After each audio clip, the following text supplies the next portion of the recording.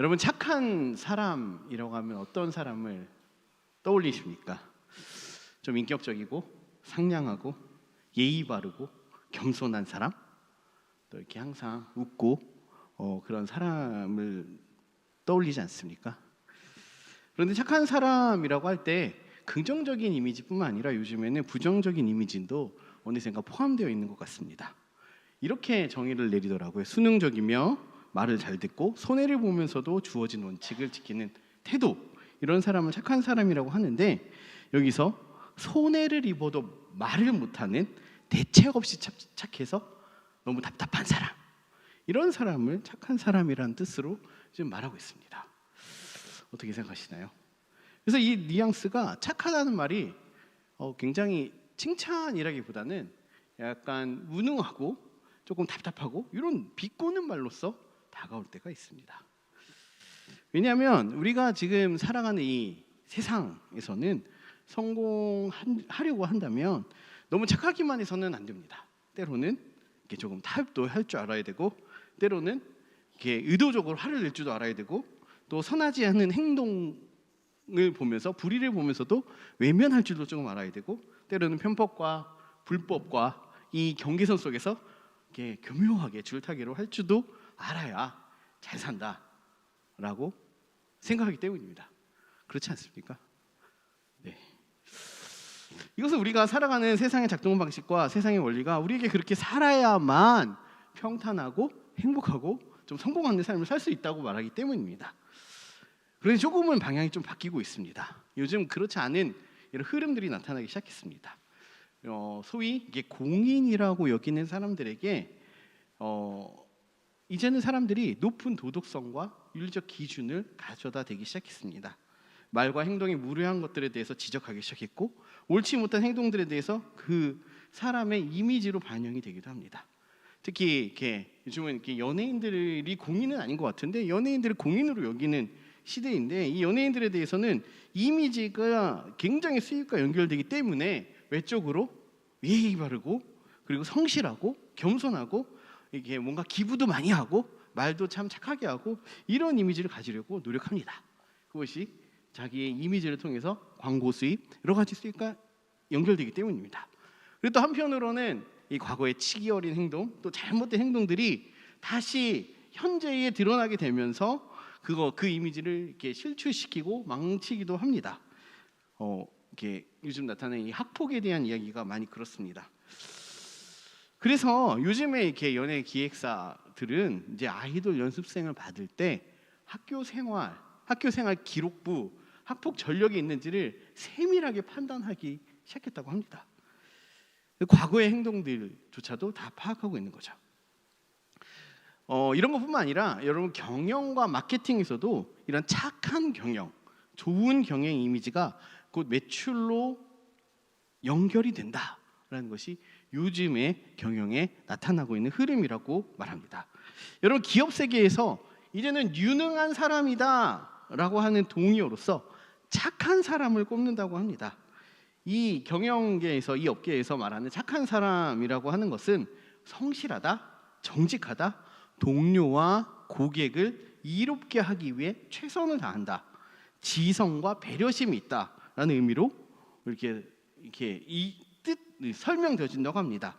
그래서 이러한 사람의 영향력은 단순히 이 개인의 인성뿐만 아니라 직장이라는 곳 일하는 이 동료들, 그리고 고객을 응대하는 것까지 이어지게 되고, 그래서 회사가 착해지게 되고 또 고객들로서 좋은 이미지로 남게 돼서 계속해서 신뢰를 얻게 되고, 결론적으로 기업 이미지가 매출과 연결돼서 그 수익이 증대된다라는 것이 요즘에 말하는 착한 경영의 이론입니다. 그러므로 여러분, 현대에서 착함이라는 것은 단순히 개인이 가지고 있는 기질이나 인성이나 성품의 차원을 넘어서서 보이지 않는 경제적 효과를 지닌 경쟁력 있는 하나의 중요한 가치와 능력으로 인정된다는 것입니다. 그래서 여러분, 착하십니까? 저에게 조금 되게 착하다라는 표현을 할 때 있는데 저는 양가 감정이 생깁니다. 내가 그렇게 착하지 않은데 라는 이런 죄책감이 들기도 하고, 또 하나는 내가 좀 미련한가? 답답한가? 라는 생각을 하기도 합니다. 하지만 이 세대는 이렇다고 하는 거죠. 근데 여러분, 이 선함과 착함에 대해서 성경에서 제가 검색해 보니까 굉장히 많은 숫자로서 등장합니다. 124개 구절에서 선한, 착한 이런 단어가 나오게 되고, 선하게 살아라, 선한 행실로 살아라, 선할 일을 해라 라는 등으로 성경에서 권면하고 있는 것을 우리가 볼 수가 있습니다. 그렇다면 우리가 성경에서 말하는 선함이란, 또 착함이란 무엇을 말하는 것일까요?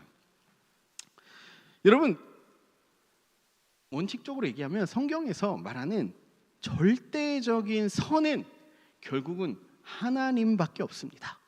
여러분, 하나님을 얘기할 때 어떤 여러 가지 성품들로 얘기하지만 이렇게 얘기합니다. 하나님은 선하십니다. 선하신 하나님이 우리를 돌보십니다. 이 세상을 통치하십니다. 이렇게 말하지 않는가요? 이것은 바꿀 수 없는 절대적 진리고, 이 세상에 사람들이 인정하지 않는다 할지라도 변할 수 없는 절대적인 진리입니다. 하나님의 계획과 하나님의 뜻과 하나님의 행함의 전체가 근본적으로 선하고, 하나님의 모든 것이 절대적 선의 기준이 되기 때문입니다. 그러므로 완전한 선, 완전한 착함은 오직 하나님께만 있습니다. 그러면 우리의 선함과 이 착한 행실을 어떻게 연결할 수 있을까요? 이러면 하나님과 이 관계성 속에서 주어지는 것이 성경에서 말하는 착한 행실, 선함입니다. 여러분, 레위기 19장 2절에서 보면 여러분 잘 아시는 말씀일 겁니다. 하나님께서 출애굽한 이스라엘 백성들에게 한 가지를 요구합니다. 그것이 무엇이냐면, 너희는 거룩하라, 이는 나 여호와 너희 하나님이 거룩함이니라 라고 말합니다. 여기서 말하는 이 거룩함, 이 하나님의 이 거룩함을 하나님께서는 이스라엘 백성들에게 동일하게 내가 거룩하니 너희도 거룩해야 한다라고 말하고 있습니다. 이는 이 땅에서, 가나안 땅에 들어가서 또 이스라엘 백성들이 살아가는 여정 속에서 그 세계 속에서 다른 민족들과 다른 형태, 다른 형식, 다른 생활 양식을 가지고 하나님의 말씀을 따라서 살아야 된다는 것을 말합니다. 즉, 다른 민족과 구별된 삶의 형태를 살아가야 한다는 것으로서 거룩함을 말하고 있는 것이죠. 그럼 하나님께서 이스라엘 백성과 다른 민족들, 이방 민족들과 어떤 부분에서 차이를 둘까요? 그래서 두 가지 방향으로 크게 나타납니다. 하나는 하나님을 향하여서, 그리고 하나는 이 세상을 향하여서입니다. 하나님을 향하여서는 하나님만을 믿고 하나님만을 섬기고 하나님만을 예배하는 삶을 얘기하고 있습니다. 또 하나는 세상에서 이웃들과 사람들 사이에서 사랑하며 하나님이 주신 규칙들 안에서 서로를 배려하고 존중하는 삶을 사는 것을 말씀하고 있습니다. 물론 세부적으로 보면 여러 가지 규칙들이 있겠죠. 규율들도 있고 율법들도 있습니다. 그러나 그것을 크게 정리를 하면 하나님을 예배하는 삶, 세상에서 섬기고 배려하고 존중하는 삶을 말하고 있는 것이죠. 이것이 성경에서 말하고 있는, 구약에서 말하고 있는 이 착하다, 선하다라고 말할 수 있는 삶이라고 볼 수 있습니다. 여러분, 아까 앞에서 착하다는 말을 정의할 때 제가 이렇게 말했습니다. 순응적이며 말을 잘 듣고 손해를 보면서 주어진 원칙을 지키는 태도. 이건 제 정의가 아니라 그 사전적 정의입니다. 근데 이것을 이제 성경적인 관점과 연결해 보면 이렇게 말할 수 있습니다. 하나님께 순응함, 하나님께 순종적이고 하나님의 말씀을 잘 듣고 세상에서 손해를 볼지라도 하나님께서 말씀하신 원칙을 지키는 태도다라고 바꿔서 말할 수 있을 것입니다. 여러분, 성경에서 말하는 착함은 하나님의 말씀에 순종하는 것이 제일 원칙이 되어야 됩니다. 그리고 순종하는 것으로 인해서 그 말씀을 따라서 삶을 살아가는 것이 되어야 되고, 또 그렇게 살아감으로 때로는 어렵고 고난을 당하고 손해를 입게 되더라도 하나님이 우리에게 말씀하신 그 말씀의 원칙을 지키면서 살아가는 것을 말한다라고 볼 수가 있습니다. 그래서 하나님께서는 이러한 우리의 신앙적 고백과 실천으로 착한 행실을 우리에게 말씀하고 있는 것입니다. 자, 오늘 우리가 읽은 본문으로 한번 들어가 보겠습니다. 본문은 베드로가 이 흩어져 살아가고 있는 나그네들, 즉 이방인 사회 속에서 흩어져서 살아가고 있는 그리스도인들에게 쓴 서신입니다. 이방인들 사이에서 거기에 속해서 살아가다 보니까 그리스도인 산다는 것이 굉장히 어렵습니다. 힘듭니다. 그래서 나그네와 같은 삶을 살아가는 것처럼 보입니다. 그들이 당하는 어려움과 고난과 이 불편함들 속에서 그리스도인들이 어떠한 태도와 행실로 살아가야 하는지를 말하는 것이 베드로전서 후서입니다. 그런데 오늘 본문에서는 그리스도의 삶의 태도로 두 가지를 말하고 있습니다. 첫 번째는 육체의 정욕을 제어하는 것이고, 두 번째는 선한 행실을 하는 것입니다. 여러분, 육체의 정욕을 제어한다는 것은 잠언 4장 23절에서 모든 지킬 만한 것 중에서 더욱 내 마음을 지키라 라는 것을 의미합니다. 여러분, 이제 많이 들어서 알겠지만 사람은 죄된 존재입니다. 죄된 속성이 우리 안에서 계속해서 역사하려고 작동하려고 하는 것 속에서, 또 그렇지만 하나님 믿는 믿음 안에서 그 갈등 속에서 살아가는 것이 우리라는 존재입니다. 그러므로 우리 안에서는 언제든지 죄된 생각과 죄로부터 비롯된 육체적 욕망과 그로부터 비롯된 요구들이 계속해서 우리 안에 작동합니다. 어떤 말과 상황을 분석하는 과정에서 터져나오는 감정들과 부정적인 태도와 말들로서 나타날 수 있습니다. 그러나 이러할 때에 하나님의 말씀에 의지하여 마음을 지켜야 한다는 것이죠. 우리의 마음과 생각 가운데 일어나는 죄된 그리고 육체적 반응과 욕망들에 대해 여러분 하나님의 말씀을 상기해야 한다는 것이고, 그 말씀으로 우리의 생각과 마음에 명령하여서 또 제어하여서 우리의 모습 가운데 선함으로 나타날 수 있도록 해야 한다는 것입니다. 그래서 가장 치열한 영적 전쟁터는 우리의 생각과 마음이라고 말합니다. 여러분, 보통 영적 전쟁이다라고 말하면 이런 단어를 좋아하는 사람들은 악한 영과 귀신들과 사탄과 싸우는 것을 말합니다. 사탄을 쫓아내고 죽기를 해서 귀신을 쫓아내고 막 극적인 현상이 나타나고 이런 것들을 말합니다. 물론 귀신이 역사하고 이렇게 악한 영이 실제로 역사하는 이 순간에는 분명히 이러한 것들이 이렇게 나타날 수 있겠죠. 그러나 그것은 상대적으로 가시적으로 보이고 현상적으로 나타나기 때문에 상대적으로 쉽습니다. 네.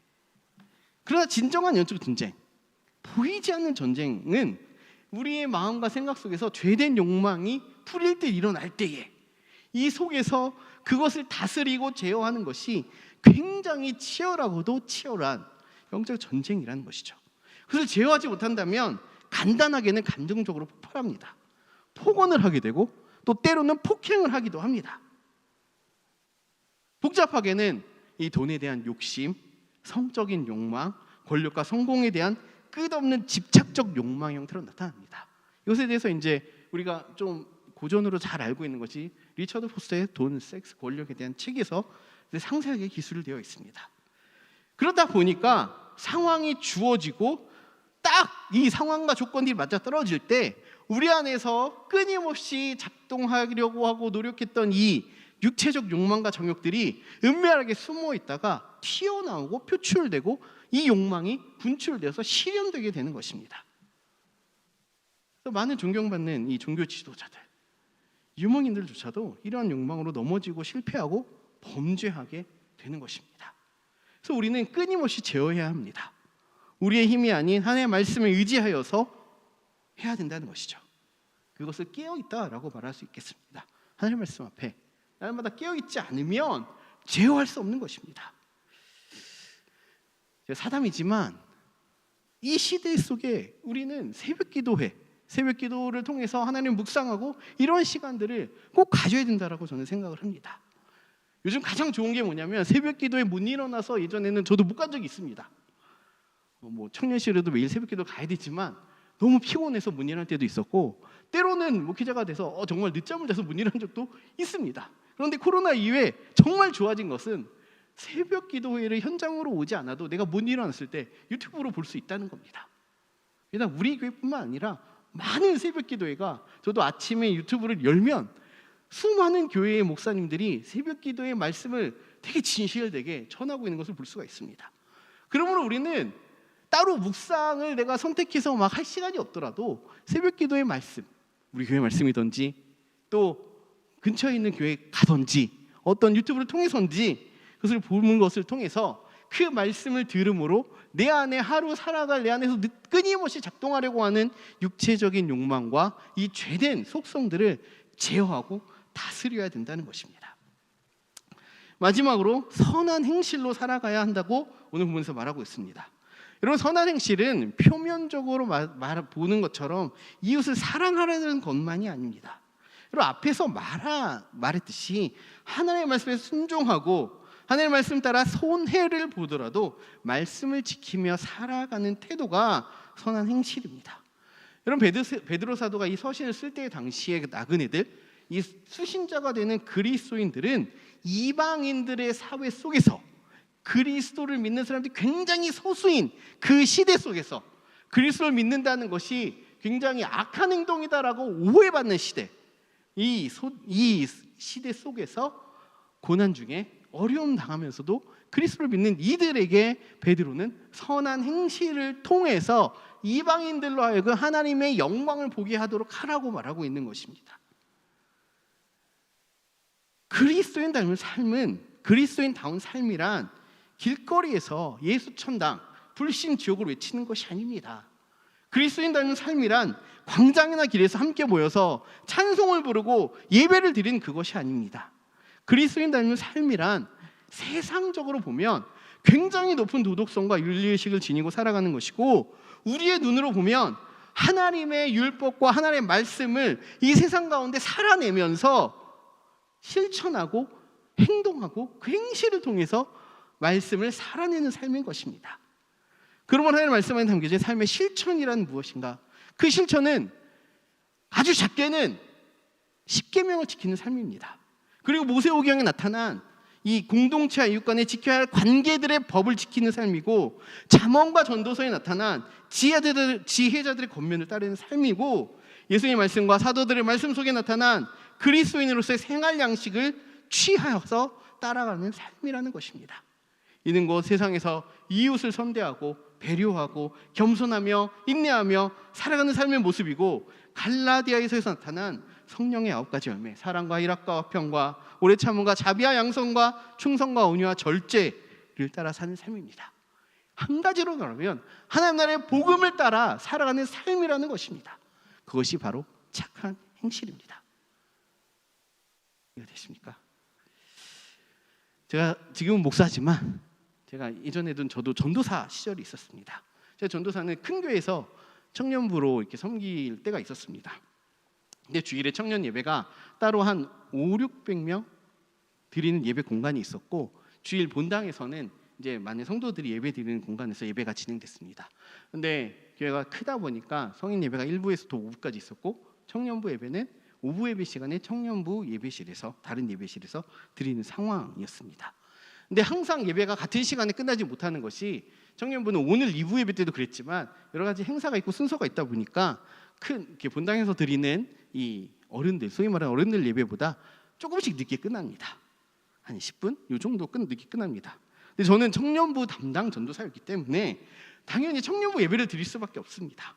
그런 상황에서 청년 예배를 드리는 이 말미에 전화가 계속 울리는 겁니다. 그래서 받았습니다.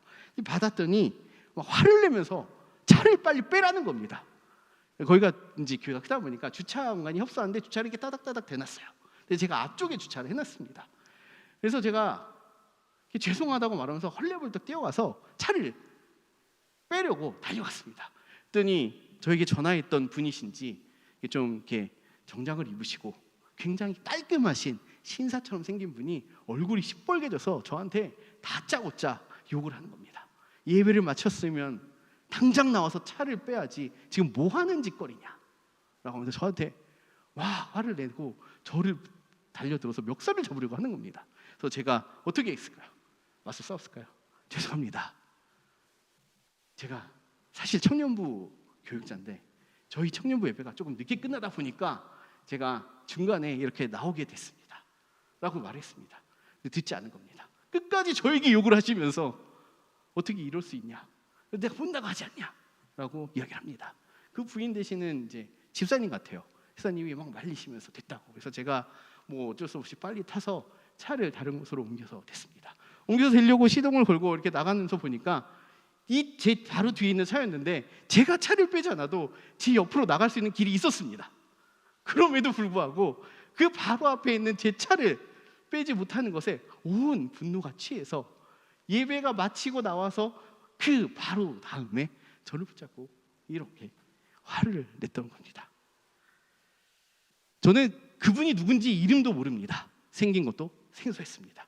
교회가 큰 교회의 단점인 것 같습니다. 그분도 제가 청년부 교육자인지는 제가 설명해도 잘 몰랐을 것 같습니다. 서로 모르는 이 익명성의 구조가 어쩌면 교회의 이런 상황들을 묻지 못할 상황을 마련한 게 아닌가라는 생각도 했고, 그러면서 제가 곰곰이 생각했던 것이 예배 직후에 하나님 앞에서 영광된 예배를 드리고 하나님의 말씀을 듣고 하나님의 말씀대로 한 주간 살아가야 되겠다 결단하고 나온 사람의 모습이 주차장에 나와서 앞에 차가 조금 늦게 나간다고 이렇게 화를 내는 모습이 과연 하나님 앞에 바른 예배자의 모습인가? 라는 생각이 들었습니다. 그렇지만 그 사람의 잘못이라고 생각하진 않았습니다. 어쩌면 이것을 가르치지 못한 예배란 예배당에서만 하는 것이 아니라 예배당을 열고 나와서 이 세상에서 끊임없이 죄의 욕망과 싸우면서 영적인 전쟁을 하면서 선하게 살아가려고 말씀을 따라 살아가려고 하는 것이 진정한 예배다라고 가르치지 못한 저 목회자의 잘못이 아닌가라는 생각이 들었습니다. 여러분, 제가 지난주에 광고에 이런 광고를 실었던 것을 기억하시나요? 앞에 주차장에 3, 4층의 주차 라인 안에 대주시고 주차하실 때는 꼭 이제 확인하셔서 대주시기 바랍니다 라고 올렸습니다. 제가 그 광고를 올린 이유가 있습니다. 아시는 분은 아시겠지만 거기에서 이제 주차를 관리하시는 분이 계십니다. 교회 안 다니시는 분이십니다. 저희 교회에 많은 시간들 허용해 주십니다. 3, 4층이지만 2층에 되는 것도 허용해 주십니다. 시간이 오버돼도 열어주시고 돈을 더 받지 않습니다. 저희는 굉장히 겸손하게 섬기고 감사하다고 항상 말하고 이렇게 이야기합니다. 돈을 더 받겠다, 주중에 모임 있다 미리 말하면 허락해 주십니다. 새벽기도 특세 때도 특별히 돈을 더 받지 않습니다.